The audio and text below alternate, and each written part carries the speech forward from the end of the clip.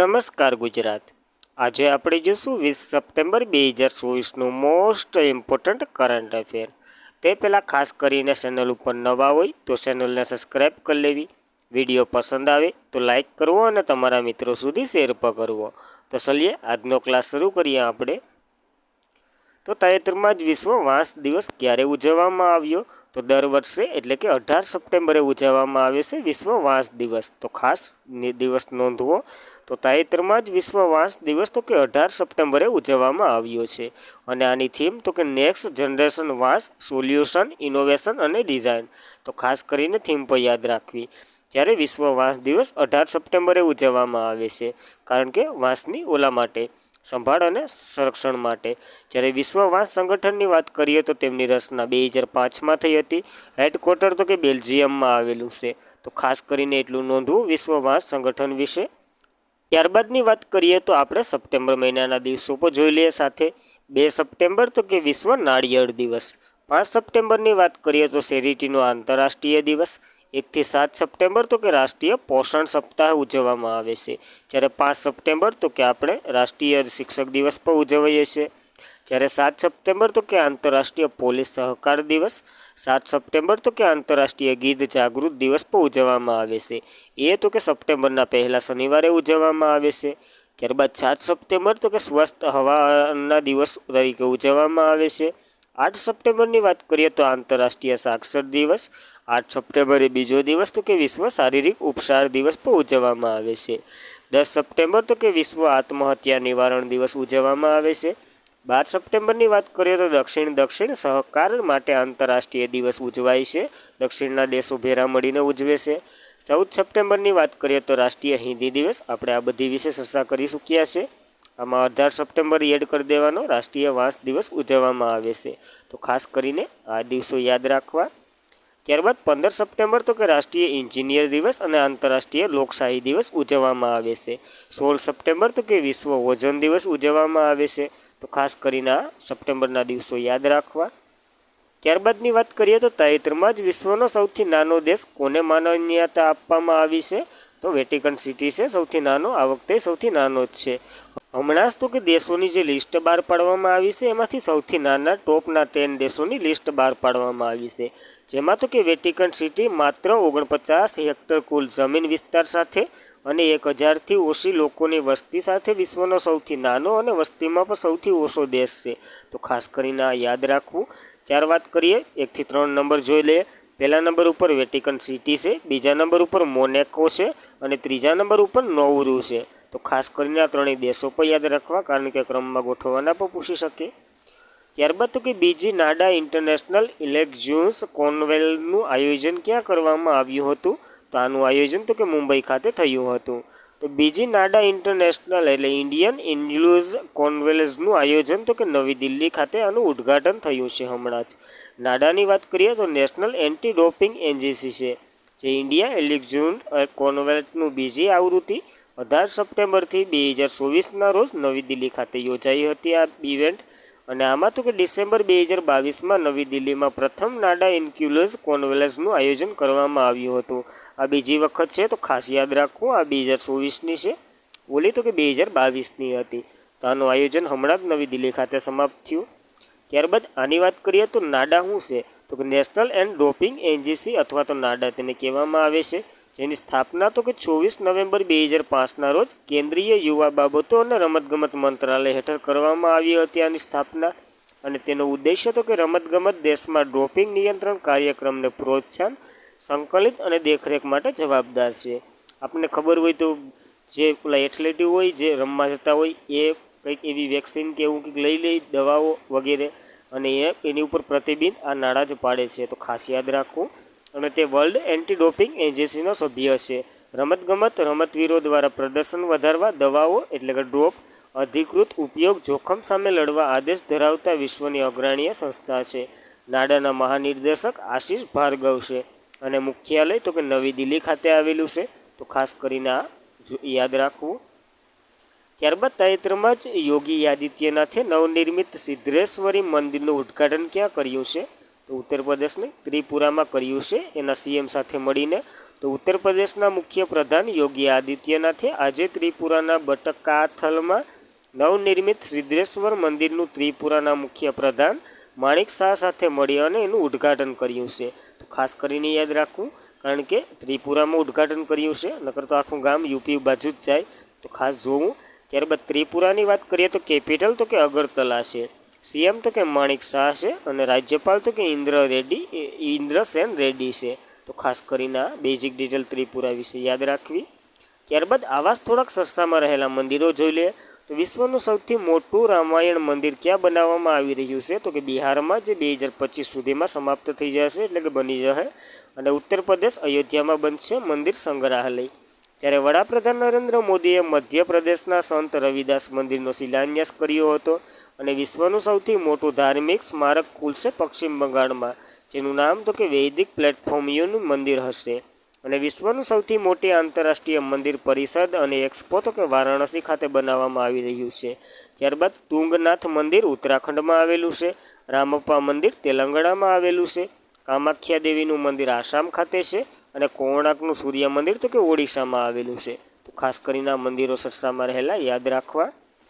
ત્યારબાદ તો કે તાજેતરમાં જ કોને જોર્ડનના નવા વડાપ્રધાન તરીકે બનાવવામાં આવ્યા છે? તો જાફર હસનને બનાવવામાં આવ્યા છે જોર્ડનના નવા વડાપ્રધાન, એટલે કે પીએમ. તો સપ્ટેમ્બર 15 રોઈન્ટ જોર્ડનના રાજા અબ્દુલે રવિવારના સરકારને રાજીનામું આપ્યું અને મુખ્ય મહેલના સહકાર જાફર હસનને વડાપ્રધાન તરીકે નિયુક્ત કર્યા છે. તો ખાસ કરીને યાદ રાખવું. હવે શાહી અદલાજે જણાવ્યું હતું કે સંસદીય ચૂંટણીના દિવસો બાદ જે ઇસ્લામિક વિપક્ષ યુએસમાં થોડો ફાયદો થવાનો છે. આવું કંઈ યાદ નથી રાખવું, કારણ કે જોર્ડનના નવા પીએમ કોણ બન્યા છે? પીએમ બન્યા છે જાફર હસન. તો ખાસ કરીને એ એક નિયુક્તિ યાદ રાખવી. ત્યારબાદ જોર્ડનની વાત કરીએ તો કેપિટલ અમાન છે. તો ખાસ કરીને આ બંને પોઈન્ટ યાદ રાખવા. ત્યારબાદ તો કે 2024ના જે વડાપ્રધાન અને પીએમની જે નિયુક્તિ થઈ છે, એટલે કે વડાપ્રધાન અને પીએમ બંને એક પ્રેસિડેન્ટ અને પીએમની જે નિયુક્તિ થઈ છે એ જોઈ લઈએ. તો થાઈલેન્ડના પીએમ બન્યા હતા પેન્ટાંગના સિનાવાત્રા, જ્યારે યુનેશિયાના પીએમ બન્યા હતા કામિલી મંડોરી અને એસ્ટોનિયાના પીએમ બન્યા હતા કિસ્ટન મિશેલ. ઈરાનના પ્રમુખ મસૂદ પેકેસ્ટિયન બન્યા હતા. યુકેના પીએમ બન્યા હતા કિસ્ટ સ્ટારમન, જ્યારે નેધરલેન્ડના પીએમ બન્યા હતા ડીક સુફર. જ્યારે દક્ષિણ આફ્રિકાના રાષ્ટ્રપતિ બન્યા હતા સરિલ રામાફોસા. આઇસલેન્ડના રાષ્ટ્રપતિ હલા ટોમેડોસી બન્યા હતા. ક્લાઇડિયાના સિનબોંગ મેક્સિકોની પ્રથમ પ્રમુખ બન્યા હતા. લુથિયાનના રાષ્ટ્રપતિ ગીતાના નોસેડા બન્યા હતા. છાનના પીએમ તો કે અલ્લા માએ હાલીના બન્યા હતા, જ્યારે સાનના પ્રમુખ તો કે મહામદ ઇન્દ્રિયાન ડેબી બન્યા હતા. વિયેતનામના રાષ્ટ્રપતિ તુલેમ બન્યા હતા. ક્રોએશિયાના પીએમ તો કે એન્ડ્રીસ પેન્કેનજોવી બન્યા હતા. સ્કોટલેન્ડના પ્રથમ મંત્રી બન્યા હતા જોન સ્વીની, જ્યારે પનામાના પ્રમુખ બન્યા હતા જોસ રાઉલ મુનિલો. અને સિંગાપુરના પીએમ બન્યા હતા લોરેન્સ વોંગ. આઇસલેન્ડના પીએમ બન્યા હતા બેનર્જી બેન્ટિંગસન, જ્યારે સ્લોવેકિયાના પ્રમુખ બન્યા હતા પીટર પેગેન્યુ. અબ્દુલ ફતેહ અલ સીસી ત્રીજી વખત ઇજિપ્તના રાષ્ટ્રપતિ બન્યા હતા. જુડિસ સિમેન તુલિકો જે ડેમોક્રેટિક રિપબ્લિક ઓફ કોંગોના પીએમ બન્યા હતા. સેનેલગાસ રાષ્ટ્રપતિ બન્યા હતા બસીરો દીવા મેફાયે, જ્યારે પોર્ટુગલના પીએમ બન્યા હતા લુઇસ મોન્ટેગો. ત્યારબાદ તો કે આઇર્લેન્ડના નવા પીએમ બન્યા હતા સિમોન હેરિસ અને પેલેસ્ટાઇનના નવા પીએમ મોહમ્મદ મુસ્તફા બન્યા હતા. હંગેરીના રાષ્ટ્રપતિ તોમસ સુલકિયા બન્યા હતા. પાકિસ્તાનના પીએમ શાહબાજ શરીફ બન્યા હતા. પાકિસ્તાનના રાષ્ટ્રપતિ આસિફ અલ જરદાસી બન્યા હતા. ઇન્ડોનેશિયાના રાષ્ટ્રપતિ પ્રબોન્દ સુબિયાન્તો બન્યા હતા. યમનના વડાપ્રધાન અહેમદ અવદ બિન બન્યા હતા. નાયબ બુકેલો અલ સાલ્વાડોરના પ્રમુખ બન્યા હતા. કઝાકિસ્તાનના પીએમ ઓલઝાન્સ બેકેનોવ બન્યા હતા, જ્યારે ફિનલેન્ડના રાષ્ટ્રપતિ એલેક્ઝાન્ડર સ્ટબ બન્યા હતા. કોમોરોસીના પ્રમુખ અઝાલી આસોમની બન્યા હતા. ગ્વાટેમાલના નવા રાષ્ટ્રપતિ બોર્નાન્ડો એવેલો બન્યા હતા. ત્યારે તાઇવાનના નવા રાષ્ટ્રપતિ લાઇસિંગ તે બન્યા હતા. ફિલિપીન્સ જે ડેમોક્રેટિક રિપબ્લિક ઓફ કોંગોના પ્રમુખ બન્યા હતા. વેનેઝુએલાના રાષ્ટ્રપતિ તો કે નિકોલસ માદુરો બન્યા હતા. ફ્રાન્સના પીએમ તો કે મિશેલ બાર્નિયર બન્યા હતા. અને અલ્જેરિયાના રાષ્ટ્રપતિ તો કે અબદેલામ માજીન ટેમ્બો બન્યા હતા. તો ખાસ કરીને નવા રાષ્ટ્રપતિ અને પીએમની નિયુક્તિ યાદ રાખવી. ત્યારબાદ તાજેતરમાં જ કોને સૌથી વધુ photogenic UNESCO world heritage site તરીકે માન્યતા આપવામાં આવી છે? તો કંબોડિયામાં આવેલું અંગકોટ વાટનું મંદિર છે એને માન્યતા આપવામાં આવી છે. તો કંબોડિયાના અંગકોટ વાટ મંદિરને ટાઈમ ટ્રાવેલ દ્વારા એશિયાનું સૌથી વધુ photogenic UNESCO world heritage site તરીકે માન્યતા આપવામાં આવી છે. જેમ કે કંબોડિયાના વડાપ્રધાન હુન માટેલ દ્વારા 15 સપ્ટેમ્બરના રોજ જાહેર કરવામાં આવી હતી કે આ પ્રસંગે તેમની સત્તાવાર ટેલિગ્રામ ચેનલ પર પોસ્ટ પર જાહેર કરવામાં આવી હતી અને જેમાં ટાઈમ ઓફ ઇન્ડિયાની યાદી દર્શાવવામાં આવી હતી અને એશિયાની ટોપ 10 સૌથી વધુ ફોટોજેનિક્સ યુનેસ્કો સાઇટ મૂકવામાં આવી હતી. એમાં કંબોડિયા પ્રથમ નંબર ઉપર હતું, જે અંગકોટ વાટનું મંદિર છે એ, અને સૌથી મોટું મંદિર પર છે હિન્દુ ધર્મનું, તો ખાસ યાદ રાખવું. જ્યારે કંબોડિયાના અંગકોટ વાટ પહેલા નંબર ઉપર હતું. ભારતમાં તો કે તાજમહેલ બીજા નંબર ઉપર હતું અને ચીનમાં તો કે મહાન દિવાલ હતી ચીનની, એ ત્રીજા નંબર ઉપર હતું. જ્યારે તો કે ટોપ 10ની વાત કરીએ તો તેમાં હમ્પીનો પણ સમાવેશ થઈ ગયો છે. તો ભારતના 2 સ્થળો તાજમહેલ અને હમ્પી, તો ખાસ યાદ રાખવું. ત્યારબાદ કંબોડિયાની વાત કરીએ તો કેપિટલ ઇન્ફોન પેન છે અને વર્તમાન વડા તો કે હુન માન્ટેન છે, તો ખાસ કરીને આ નોંધી લેવું. ત્યારબાદની વાત કરીએ તો કે ઓલ ઇન્ડિયા ફૂટબોલ ફેડરેશનના નવા દ્વારા કોને મહિલા ટીમના નવા મુખ્ય કોચ તરીકે નિયુક્ત કરવામાં આવ્યા છે? તો સંતોષ કશ્યપની નિમણૂક કરવામાં આવી છે. તો ઓલ ઇન્ડિયા ફૂટબોલ ફેડરેશને સોમવારે સંતોષ કશ્યપને રાષ્ટ્રીય વરિષ્ઠ મહિલા ટીમના નવા મુખ્ય કોચ તરીકે નિયુક્ત કરવામાં આવ્યા છે. આ તો કે આ સાબોદા દેવી છે એનું સ્થાન લેશે, તો ખાસ કરીને યાદ રાખવું. કોણ આવ્યા નવા? તો કે સંતોષ કશ્યપ આવ્યા અને સાઓબા દેવીનું સ્થાન લેશે, તો ખાસ યાદ રાખવું. અને રાષ્ટ્રીય વરિષ્ઠ મહિલા ટીમના ઓલા રહેશે, કોણ મુખ્ય કોચ રહેશે. જ્યારે ઓલ ઇન્ડિયા ફૂટબોલ ફેડરેશનની વાત કરીએ તો તેમની રચના 1937માં થઈ હતી. હેડક્વાર્ટર નવી દિલ્હી ખાતે અને અધ્યક્ષ તો કે કલ્યાણ ચોબે છે, તો ખાસ કરીને નવા કોચ આવ્યા છે, તો યાદ રાખવા. ત્યારબાદ હમણાં જ ઘણી નવી નિયુક્તિ થઈ છે કોચોની, તો તે પણ જોઈ લઈએ. તો ભારતીય મહિલા ક્રિકેટ ટીમના કોચ તો કે અમોલ મજુમદાર બન્યા હતા. જ્યારે ભારતીય પુરુષ ક્રિકેટ ટીમના કોચ ગૌતમ ગંભીરને બનાવવામાં આવ્યા હતા.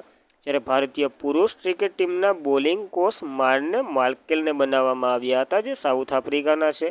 ભારતીય મહિલા હોકી ટીમના કોચ હરિન્દ્ર સિંહને બનાવવામાં આવ્યા હતા. ભારતીય પુરુષ હોકી ટીમના કોચ કેગ ફુલટનને બનાવવામાં આવ્યા હતા, સાઉથ આફ્રિકાના છે. ભારતીય જુનિયર મેન્સ હોકી ટીમના કોચ તરીકે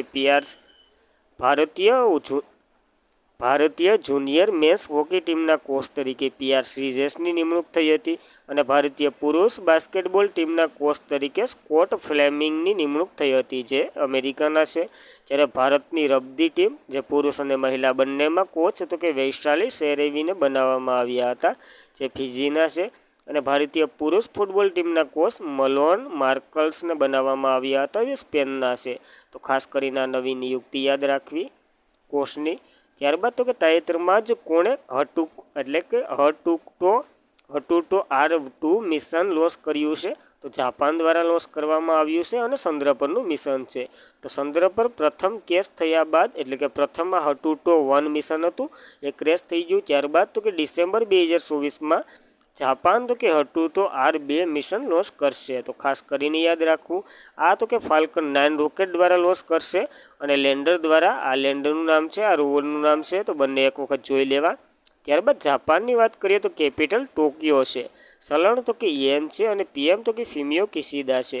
આના વિશે આપણે ચર્ચા કરી હતી. હમણાં એ પદ ઉપરથી નિયુક્ત થવા, એટલે કે રાજીનામું આપવાના છે. આ 1 મહિનો જ રહેવાના છે એવું કંઈક હતું, કારણ કે ત્યાંની જે પાર્ટીના જે પ્રમુખ હોય એ જ ત્યાંના PM બને એવું કંઈક જોયું હતું. ત્યારે આપણે ઘણો સમય થઈ ગયો, 10 દિવસ. ત્યારબાદ તાજેતરમાં જ કોને શસ્ત્ર સીમા બળ, એટલે કે SSBના મહાનિર્દેશક તરીકે નિયુક્ત કરવામાં આવ્યા છે? તો અમૃત મોહનને નિયુક્ત કરવામાં આવ્યા છે. તો ઓડિશા કેડરના વરિષ્ઠ ભારતીય પોલીસ સેવા નિવૃત્ત અધિકાર અમૃત મોહનને શસ્ત્ર સીમા બળના મહાનિર્દેશક તરીકે નિયુક્ત કરવામાં આવ્યા છે. તેઓ હાલ સેન્ટ્રલ રિઝર્વ પોલીસ ફોર્સના વિશેષ મહાનિર્દેશક તરીકે સેવા આપી રહ્યા હતા, અને હવે આમાં બનાવવામાં આવ્યા છે. આ તો કે દલજીતસિંહ ચૌધરીનું સ્થાન લેશે, તો ખાસ યાદ રાખવું. અને તેમની નિમણૂક તો કે 31 ઓગસ્ટ 2025 ના રોજ નિવૃત્ત સુધી મંજૂર રહેવામાં આવશે, એટલે કે ત્યાં સુધી આનો કાર્યભાર છે. તો નવા અધિકાર બન્યા છે અમૃત મોહન, ખાસ યાદ રાખવું. ત્યારબાદ શસ્ત્ર સીમા બળની વાત કરીએ તો તેમની રચના 1963માં થઈ હતી, જે તો કે નેપાળ અને ભૂતાન સાથે ભારતની સરહદોની રક્ષા કરે છે. આ તો કે સરહદ પારથી આવેલા ગુનાઓ અથવા તો દાણચોરીઓને અટકાવે છે. જ્યારે શસ્ત્ર સીમા બળ હેડક્વાર્ટર એનું મુખ્યાલય તો કે નવી દિલ્હીમાં આવેલું છે અને જેનું નેતૃત્વ ડિરેક્ટર જનરલ કરે છે. હાલ તો કે અમૃત મનોહ બન્યા છે, તો ખાસ યાદ રાખવા નવા ડિરેક્ટર. ત્યારબાદ કાલ જ જોયા હતા, તો એ આજ પાછા ચર્ચા કરી લઈએ જે કરંટ અફેરમાં રહેલા પદો. તો દલજીતસિંહ ચૌધરીને શસ્ત્ર સીમા બળના હતા, હવે કોણ બનશે કોમેન્ટ કરી દો એક વખત. દલજીતસિંહ ચૌધરી તો કે બીએસએફના તો ડીજી છે જ. અનિલ દયાલસિંહ સીઆરપીએફના ડીજી છે. રાજીવ સિંહ ભઠ્ઠી તો કે સીઆઈએફના ડીજી છે. બિન એટલે કે બી શિવાન એનએસજીના ડીજી છે. અલોક શર્મા એસપીજીના ડીજી છે. રાહુલ રસગોત્રા તો કે આઈટીબીપીના ડીજી છે. ગુરબીત પાલ સિંહ તો કે એનસીસીના ડીજી છે. રાકેશ પાલ તો કે આઈસીજીના ડીજી હતા, હવે તો કે તેમનું અવસાન થયું, આ પદ ખાલી છે હાલ. પિયુષ આનંદ તો કે એનડીઆરએફના ડીજી છે. મારનાડ યાદવ તો કે આરપીએફના ડીજી છે. રાકેશ નિર્વાણ તો કે હોમગાર્ડના ડીજી છે. અને આસામ રાઇફલના વિકાસ લખેરાના ડીજી છે. તો ખાસ કરીને આ પદો યાદ રાખવા નવા. ત્યારબાદ તો કે તાજેતરમાં જ કોને બંદર, શિપિંગ અને જળમાર્ગ મંત્રાલયના બ્રાન્ડ એમ્બેસેડર બનાવવામાં આવ્યા છે? તો આપણા 2 મેડલ લાવ્યા હતા સમર ઓલિમ્પિકમાં. કોણ લાવ્યા હતા? મનુ ભાકર, એને બનાવવામાં આવ્યા છે. તો મનુ ભાકર જે બંદર, શિપિંગ એન્ડ જળમાર્ગ મંત્રાલયના બ્રાન્ડ એમ્બેસેડર બનાવવામાં આવ્યા છે.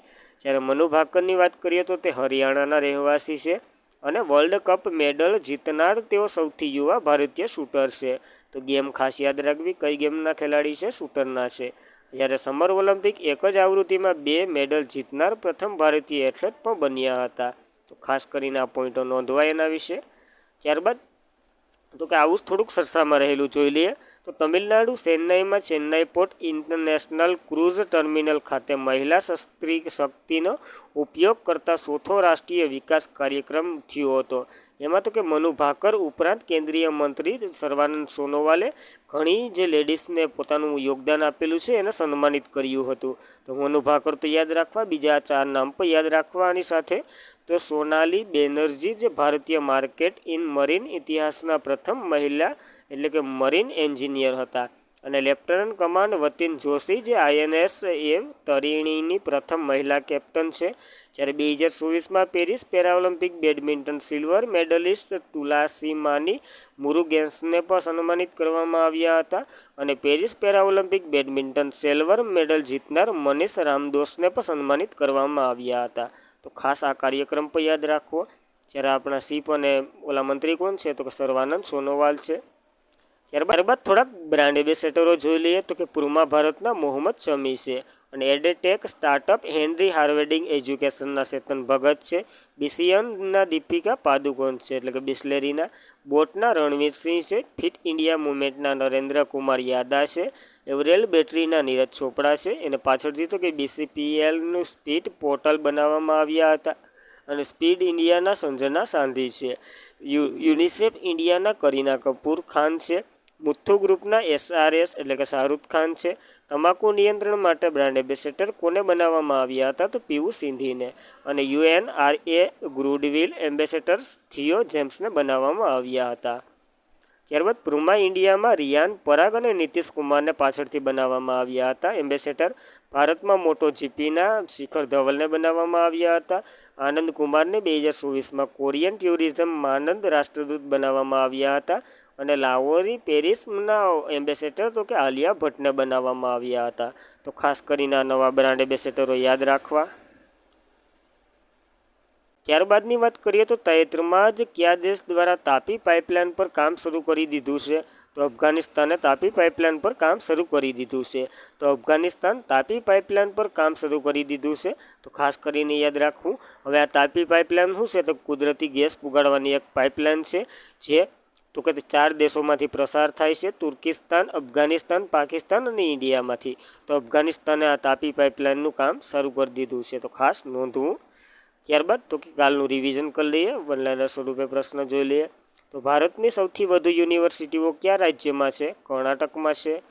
ત્યારબાદ તો કે તાજેતરમાં જ દિલ્હીના નવા સીએમ કોણ બન્યા હતા? તો કે આતિશી માલ્યાના બન્યા હતા દિલ્હીના નવા સીએમ.